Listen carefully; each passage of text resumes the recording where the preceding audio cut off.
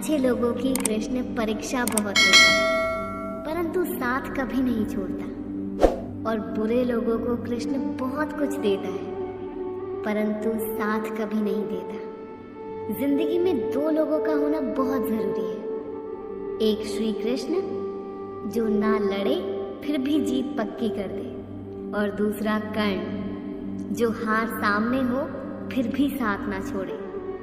तू करता वही है जो तू चाहता है, होता वही है जो मैं चाहता हूँ। तू कर वही जो मैं चाहता हूँ, फिर होगा वही जो तू चाहता है।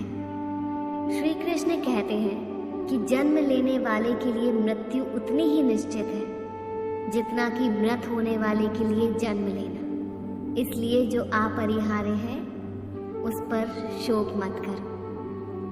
भरोसा अगर खुद पर हो तो ताकत बन जाती है, और दूसरों पर हो तो कमजोरी बन जाती है। आप कब सही थे ये कोई याद नहीं रखता, लेकिन तुम कब गलत थे इसे सब याद रखते हैं। श्री कृष्ण कहते हैं, मैं किसी के भाग्य का निर्माण नहीं करता और ना ही किसी के कर्मों के फल देता हूँ। जो जैसा कर्म करता है वैसा ही फल पाता है। मैं सभी प्राणियों को समान रूप से देखता हूँ, ना कोई मुझे कम प्रिय है और ना ही अधिक, लेकिन जो मेरी प्रेम पूर्वक आराधना करते हैं वो मेरे भीतर रहते हैं और मैं उनका ध्यान रखता हूँ। तुम्हारा क्या गया जो तुम रोते हो? तुम क्या लाए थे जो तुमने खो दिया? तुमने क्या पैदा किया था जो नाश हो गया? ना तुम कुछ लेकर आए ना लेकर जाओगे। जो लिया यहीं से लिया, जो दिया यहीं पर दिया। जो लिया इसी से लिया और जो दिया इसी को दिया। यदि आप किसी के साथ मित्रता नहीं कर सकते हैं तो उसके साथ शत्रुता भी नहीं करनी चाहिए। जो हुआ वो अच्छा हुआ, जो हो रहा है वो अच्छा हो रहा है, जो होगा वो भी अच्छा होगा। तुम भूत का पश्चाताप ना करो, भविष्य की चिंता ना करो, वर्तमान चल रहा है। एक बार राधा रानी ने श्री कृष्ण से पूछा, माधव, प्यार का असली मतलब क्या होता है? श्री कृष्ण ने हंसकर कहा, राधे, जहां मतलब होता है वहां प्यार ही कहाँ होता है। प्रेम एक ऐसा अनुभव है जो मनुष्य को कभी हारने नहीं देता, और घृणा एक ऐसा अनुभव है जो मनुष्य को कभी जीतने नहीं देता। श्री कृष्ण कहते हैं, जिस व्यक्ति को आपकी कद्र नहीं, उसके साथ खड़े रहने से अच्छा है आप अकेले रहें। प्यार और तकदीर कभी साथ नहीं चलते, क्योंकि जो तकदीर में होते हैं उनसे कभी प्यार नहीं होता, और जिससे हमें प्यार हो जाता है वो तकदीर में नहीं होता। हर कीमती चीज को उठाने के लिए झुकना ही पड़ता है। माँ और पिता का आशीर्वाद भी इनमें से एक है। अगर व्यक्ति शिक्षा से पहले संस्कार, व्यापार से पहले व्यवहार और भगवान से पहले माता पिता को पहचान ले तो जिंदगी में कभी कोई कठिनाई नहीं आएगी। स्वार्थ से रिश्ते बनाने की कितनी भी कोशिश करें वो कभी नहीं बनते हैं, और प्रेम से बने रिश्तों को कितना भी तोड़ने की कोशिश करो वो कभी नहीं टूटते। हर किसी के अंदर अपनी ताकत और अपनी कमजोरी होती है। मछली जंगल में नहीं दौड़ सकती और शेर पानी में राजा नहीं बन सकता, इसलिए अहमियत सभी को देनी चाहिए। एक बार माफ करके अच्छे बन जाओ, एक बार माफ करके अच्छे बन जाओ, पर दोबारा उस इंसान पर भरोसा करके बेवकूफ कभी ना बनो। अच्छी किस्मत के लोग थोड़ा भी बुरा होने पर भगवान को कोसते हैं, और बुरी किस्मत के लोग थोड़ा भी अच्छा होने पर भगवान का स्मरण और धन्यवाद करते हैं। क्यों व्यर्थ की चिंता करते हो? किससे व्यर्थ डरते हो? कौन तुम्हें मार सकता है? आत्मा न पैदा होती है न मरती है। जो हुआ वो अच्छा हुआ, जो हो रहा है वो अच्छा हो रहा है, जो होगा वो भी अच्छा ही होगा। तुम भूत का पश्चाताप ना करो, भविष्य की चिंता ना करो। वर्तमान चल रहा है।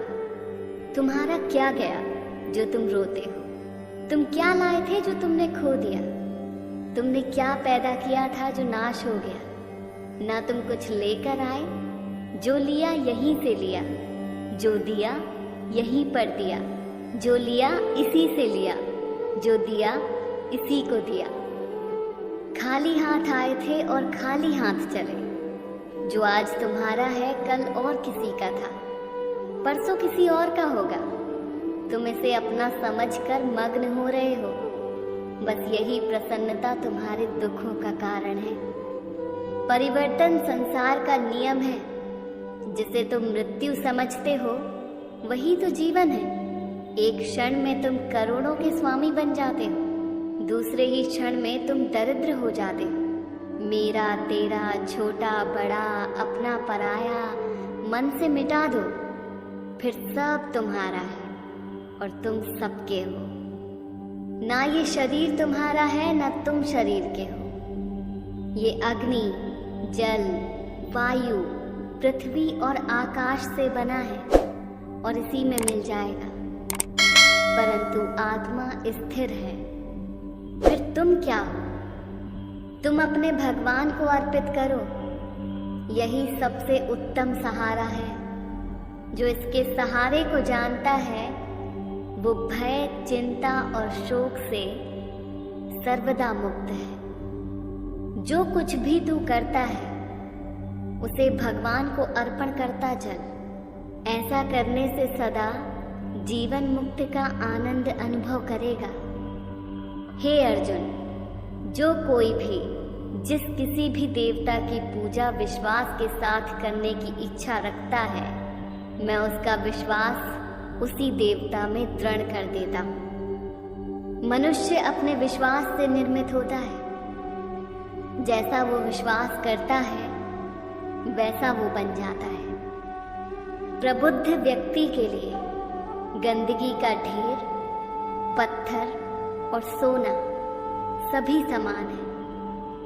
मन अशांत है और उसे नियंत्रित करना कठिन है, लेकिन अभ्यास से इसे वश में किया जा सकता है।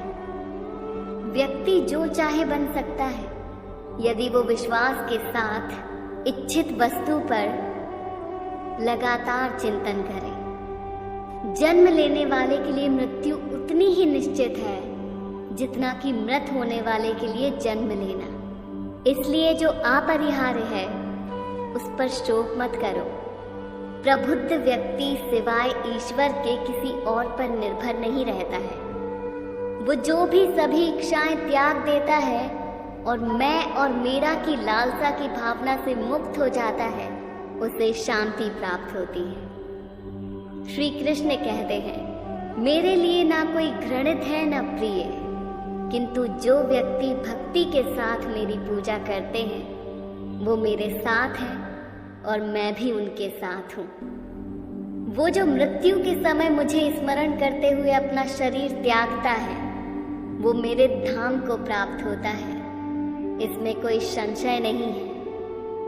जिसने मन को जीत लिया है उसने पहले ही परमात्मा को प्राप्त कर लिया है, क्योंकि उसने शांति प्राप्त कर ली है। ऐसे मनुष्य के लिए सुख दुख, सर्दी गर्मी और मान अपमान एक से हैं।